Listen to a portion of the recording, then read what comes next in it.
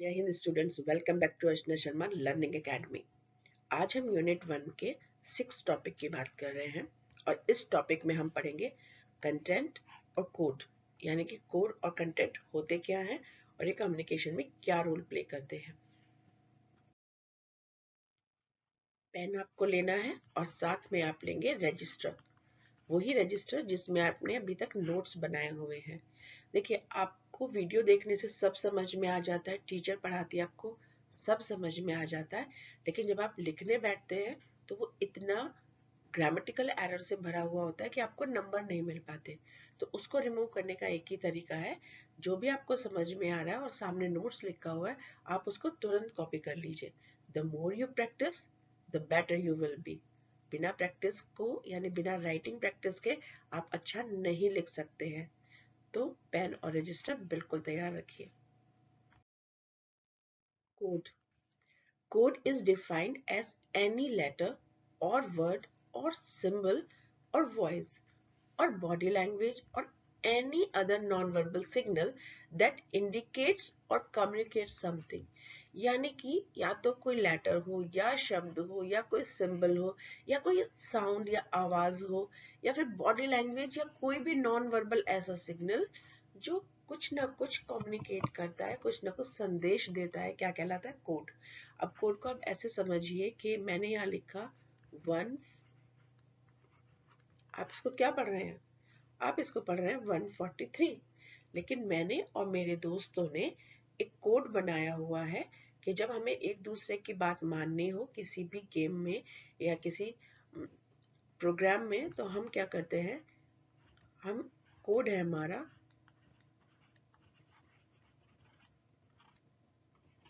यानी अब किसकी कमांड मानी जाएगी? उस व्यक्ति की जिसने 143, यानी जिसने 143 कह दिया, इसका मतलब है वो व्यक्ति बाकी व्यक्तियों की बात मानने के लिए तैयार है। तो हमारा एक कोड हो गया। तो ऐसा कोई भी सिंबल सिग्नल जो आपने बना दिया और उसका कोई मीनिंग हो, इसको कोड। और इवन आप देखेंगे आगे जब हम वीडियो में बात करेंगे कि कोड किस तरीके से काम करते हैं। तो आपको समझ में आ गया कोड। आप अपने दोस्तों के साथ मिलकर कोई भी सिग्नल सिंबल बना लेते हैं, इसे कोड कहते हैं। जैसे कि अब ये वाला सिग्नल आप पहचानिए, इसे क्या कहते हैं? It is again a code.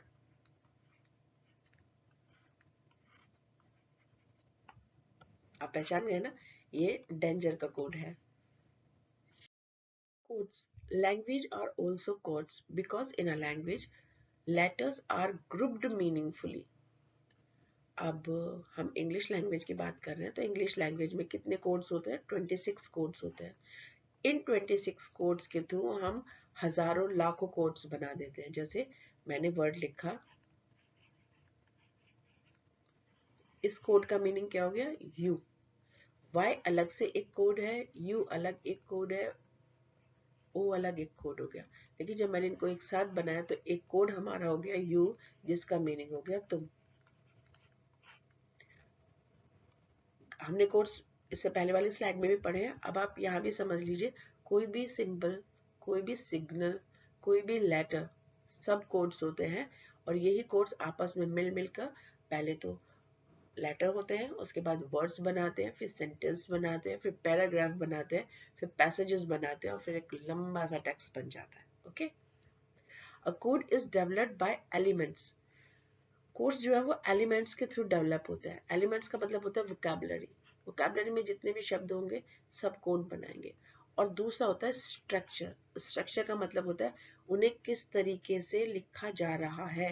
यानी कोड बनाने के लिए दो चीजें जरूरी है। नंबर 1 वोकैबुलरी, यानी letter, words, sentences, phrases, clauses, ये जरूरी है।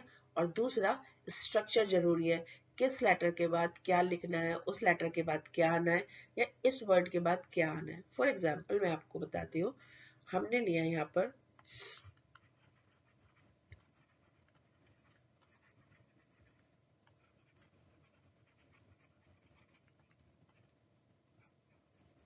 मैंने लिखा यू माई आर स्टूडेंट। तो यू का मीनिंग हमें साफ क्लियर पता चल रहा है क्योंकि ये सही कोड लगा हुआ है। माई का मीनिंग सही पता चल रहा है, आर का भी और स्टूडेंट्स का भी।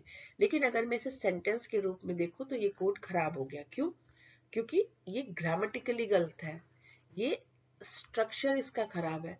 और अगर मैं इसको ये लिखती हूँ यू आर माई स्टूडेंट, तो इसका स्ट्रक्चर भी सही होगा। तो कोड बनाने के लिए नंबर 1 वोकैबुलरी चाहिए आपको, और नंबर 2 स्ट्रक्चर चाहिए, यानी ग्रामेटिकल पैटर्न चाहिए होता है। Formation of code is called encoding and the understanding of the codes is called decoding। देखिए, मुझे बोलना है I obey you और मैंने इसका एक कोड बनाया 143, तो मैंने मैसेज को कोड में कन्वर्ट कर दिया और मैंने इस प्रोसेस को कहा एनकोडिंग। क्लियर? अब मेरी जो भावनाएं थी, मेरा जो मैसेज था, मैंने उसको एनकोड कर कर किसको भेज दिया? अपने फ्रेंड्स को। उन्होंने एनकोडिंग को रिसीव किया, कोड को रिसीव किया। अब इस कोड को रिसीव करके उन्होंने मैसेज बना लिया, आई ओबे यू। तो मेरे फ्रेंड्स ने क्या कर दिया? डिकोड कर दिया, यानी इस कोड को खोल दिया। एनकोड मैसेज को कोड में कन्वर्ट करना, और डिकोड किसी भी कोड को समझना, क्या कहलाता है? एनकोडिंग और डिकोडिंग कहलाता है। तो हमारे कम्युनिकेशन सिस्टम के अंदर एक व्यक्ति मैसेज भेजता है और दूसरा व्यक्ति मैसेज को पढ़ता है। To encode and decode a message you must possess the necessary encoding और डिकोडिंग स्किल्स। यानी जब अगर आपको कोई भी मैसेज एनकोड या डिकोड करना है, तो उसकी जो आवश्यक स्किल्स हैं वो आपके पास होनी चाहिए। अब कितने तरह के कोड्स होते हैं? देखिए, codes can be divided into 2 categories. एक तो वर्बल कोड्स होते हैं जो लैंग्वेज से बनते हैं, मैथमेटिकल हो या फिर इंग्लिश, हिंदी, अरबी, कोई भी लैंग्वेज हो उससे बनते हैं। एक होते हैं नॉन वर्बल कोड्स, वो कोड्स जिनमें लेटर्स या लैंग्वेज का यूज नहीं होता, बिना उसके ही वो यूज किए जाते हैं। वर्बल कोड्स इंक्लूड, अब वर्बल कोड्स में क्या क्या आता है? देखिए, एलिमेंट्स आएंगे जैसे कि अल्फाबेट। सबसे पहले आप देखिए, हर लैंग्वेज के जो अल्फाबेट होता है उसके अंदर बहुत सारे लेटर होते हैं, वो वर्बल कोड्स में आते हैं। नॉन वर्बल में कुछ भी आ सकता है, body language, voices, sound, signal, pictures, everything comes into non verbal code. अब कोड के फंक्शंस क्या होते हैं? Code can be used for brevity. Code का इस्तेमाल हम इसलिए करते हैं ताकि हम छोटे से छोटे रूप में अपनी बातों को कह पाए। एग्जाम्पल मैं लेकर चल रही हूँ, मैंने 143 कह दिया, तो मुझे जरूरत ही नहीं इतना बड़ा कुछ बोलने की। Codes are chosen for various reasons, length, pronounceability, या किसी भी चीज के लिए आप कोड का यूज कर सकते हैं। Codes are used to write secret message। मैंने बताया ना, हमने secret message बनाया है। Code is used in everyday conversation to refer to a number of related but somewhat different things। रोजमर्रा की जिंदगी में अगर हमें एक दूसरे से बात करनी है, तो अभी कभी कभी हम छोटे छोटे कोड्स डेवलप कर लेते हैं, रेदर देन कि हम उस मैसेज को पूरी तरीके से बोलें। जैसे मुझे आपसे पूछना है आप कहाँ जा रहे हैं, तो एक लैंग्वेज कोड हो गया, एक बड़ा कोड हो गया। इसको छोटे में पूछो, हाँ भाई कहाँ, तो समझ गए आप कि आप इसे पूछा जा रहा है और पूछा जा रहा है आप कहाँ जा रहे हैं। तो इस तरह के छोटे छोटे जो मैसेजेस होते हैं, हम कोड के थ्रू उनको समझ सकते हैं, बोल सकते हैं। Code is use to represent a message more than convenient form में। बट ऑब्वियस बात है, जितने भी डायलेक्ट्स होते हैं, हमारी बोलियां होती हैं, वो कोड का ही एक फॉर्म होती है और कन्वीनियंट रहते हैं ये चीजें। Code converts an idea into message. बिल्कुल, कोड्स जो है वो आपके आइडिया को मैसेज में कन्वर्ट कर रहे हैं, और जो मैसेज है उसको कोड में कन्वर्ट कर रहे हैं। तो कोडिंग इस काम आती है। अब हमारा सेकंड टॉपिक यहाँ पर रहेगा कि कंटेंट क्या होता है। देखिए, content is a message that is structured and organized meaningfully. Code से मिलकर क्या बना है? कंटेंट बना है। और कंटेंट जो है वो अगर स्ट्रक्चर्ड हो, ऑर्गेनाइज्ड हो, मीनिंगफुल हो, तो मैसेज बिल्कुल क्लियर हो जाता है। It includes the idea of source. Content का मतलब होता है जो व्यक्ति लिख रहा है या बोल रहा है, उसके सारे आइडियाज उस कंटेंट के अंदर होते हैं। Content includes element and structure, क्योंकि कोड के भी आपने देखा था ना, एलिमेंट और स्ट्रक्चर होता है। बिल्कुल इसी तरीके से कंटेंट के भी एलिमेंट और स्ट्रक्चर्स होंगे। एलिमेंट वर्बल और नॉन वर्बल हो सकते हैं, जबकि स्ट्रक्चर में हम सिंटेक्स यानी ग्रामेटिकल रूल्स का प्रयोग करते हैं। जो कुछ आप इस स्लाइड पर अब देख रहे हैं ना, ये कोड के थ्रू हमने कंटेंट बनाया हुआ है, जिसमें हम आपको कंटेंट की डेफिनेशन दे रहे हैं। कंटेंट के कौन कौन से फॉर्म्स होते हैं? देखिए, कंटेंट बेसिकली आपको फॉर्मल भी मिल सकता है, इनफॉर्मल भी मिल सकता है। ठीक है, आप कहाँ पर उसको प्रयोग कर रहे हैं ये डिपेंड करेगा। अगर आप उसको प्रोफेशनल लाइफ में कर रहे हैं तो आपका जो कंटेंट की फॉर्म होगी वो फॉर्मल होगी, और अगर आप बातचीत के लिए कर रहे हैं तो वो इनफॉर्मल होगी। इसके अलावा कंटेंट जो आपको मिलेगा, ये तो स्टाइल हो गया कंटेंट का ना।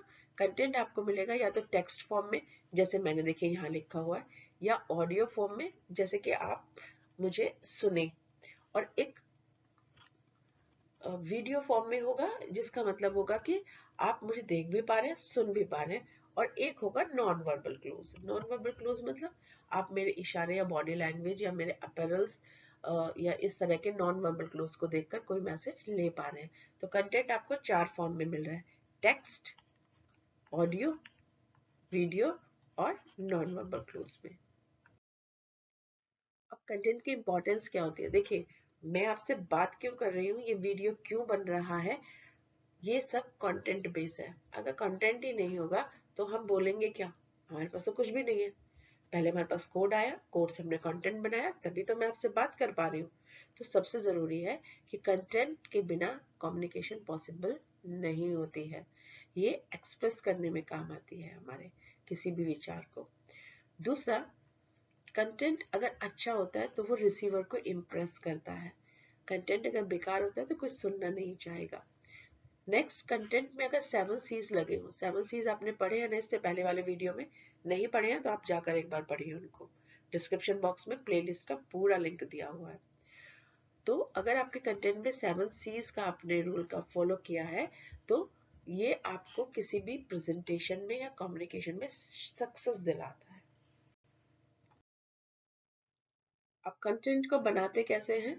कंटेंट के मेन पार्ट्स कौन से होते हैं? देखिए, कंटेंट के मेन पार्ट्स होंगे इंट्रोडक्शन, मेन बॉडी और कंक्लूजन। इंट्रोडक्शन में हम बताते हैं कि हमने कंटेंट क्यों बनाया है और हम इसे प्रेजेंट क्यों कर रहे हैं। मेन बॉडी के अंदर आप बहुत सारे पैराग्राफ से लेकर और एक छोटे से पैराग्राफ तक लिख सकते हैं, जिसमें उस पर्टिकुलर टॉपिक के बारे में बताया जाता है। और फिर होता है कंक्लूजन, यानी कि एंड पार्ट, कि आपको लास्ट में अपने कंटेंट को खत्म करते हुए क्या कहना है। तो कंटेंट बेसिकली 3 पार्ट्स में डिवाइड होता है। लेकिन कंटेंट बनाने का प्रोसेस क्या होता है? पहला, सबसे पहले आप इंफॉर्मेशन के जो भी टॉपिक आपने लिया है उसको आप कलेक्ट करते हैं, बहुत सारा। फिर आप लिखने बैठते हैं तो आप इनमें से कुछ कुछ चीजें सेलेक्ट करते हैं, बाकी छोड़ देते हैं टाइम के अकॉर्डिंग और ऑडियंस के अकॉर्डिंग। आपके ऑडियंस को कौन सा फिट सूट करता है, इसमें कौन सी लैंग्वेज सूट करती है, क्या सिंटेक्स लगाना है, ये सब के हिसाब से आप क्या करते हैं, कुछ चीज़ों को सेलेक्ट कर देते हैं। भाई, अपने कंटेंट में मैं सिर्फ इतना रखूंगा, इन चीज़ों को मैं नहीं रखूंगा, क्योंकि या तो टाइम ज़्यादा हो रहा है या फिर वो मेरे ऑडियंस को सूट नहीं कर रहा है। उसके बाद आप बनाते हैं रफ ड्राफ्ट। चलिए, मैंने सेलेक्ट कर ली ये चीज़ें, तो अब मैं एक हल्का सा रफ लिख कर देखता हूँ। और रफ लिखने में मैं क्या करूँगा, मैं कोशिश करूँगा कि इंट्रोडक्शन में कौन सी लाइन लिखूँ, और मिड में कौन सी लाइन लिखूँ, और लास्ट में कौन सी लाइन लिखूँ। तो ये आप ऑर्गेनाइज करके क्या बनाएंगे, फर्स्ट ड्राफ्ट। अब फर्स्ट ड्राफ्ट जब आपका बन गया तो आप इसको बैठ के एडिट करेंगे। कहीं कोई गलती तो नहीं रह गई, कुछ फालतू तो नहीं लिख लिया, कुछ कम तो नहीं रह गया। जो भी आपको करना है इस ड्राफ्ट में आप कर सकते हैं। और जब आप एडिटिंग करेंगे तो इसके बाद जो बनकर आएगा वो आपका आएगा फेयर ड्राफ्ट। और ये कंटेंट आप जाकर कहीं प्रेजेंट कर सकते हैं या फिर लिखकर भेज सकते हैं। How to prepare for examination, ये हमेशा आपके दिमाग में रहता है और मैं हर स्लाइड में आपको बता रही हूँ अलग अलग टिप्स। तो आपके टिप्स ये होंगे कि आपके क्वेश्चन पेपर के अंदर जो नाम सेक्शन का लिखा है उसे बिल्कुल चेंज ना करें। जैसे सेक्शन ए में आपको फर्स्ट क्वेश्चन का ABCD पार्ट दिया है, फिर सेक्शन बी के अंदर आपको क्वेश्चन नंबर 2 दिया हुआ है, 3 और 4 दिया है। तो आप ये ना लिखें कि सेक्शन बी का ये पहला क्वेश्चन है क्योंकि मैं ये कर रहा हूँ। जी नहीं, क्वेश्चन पेपर में यहाँ 2 लिखा हुआ है तो आपको भी यहाँ पे B.2 ही लिखना है, यानी सेक्शन बी का सेकेंड वाला क्वेश्चन। ओके। और हमारा जो नेक्स्ट वीडियो रहेगा वो है स्टिमुलस और रिस्पॉन्स पर। अगर आपने बिना पेन और रजिस्टर के ये वीडियो देख लिया है तो वापस जाइए और तुरंत इसको लिखने की प्रैक्टिस कीजिए। मार्क्स भी तो लाने एग्जाम में, समझने के साथ साथ वो भी तो जरूरी है ना। तो ईमानदारी से प्रैक्टिस करती रहिए, बहुत जल्दी आप अच्छे से लिखना भी सीख जाएंगे और बोलना भी सीख जाएंगे। और नॉलेज तो आप ले ही रहे हैं, उसमें तो आपको कोई दिक्कत है ही नहीं। फिर भी कोई प्रॉब्लम है तो प्लीज आप हमें जरूर लिखें कमेंट बॉक्स में। Thank you very much, all the best.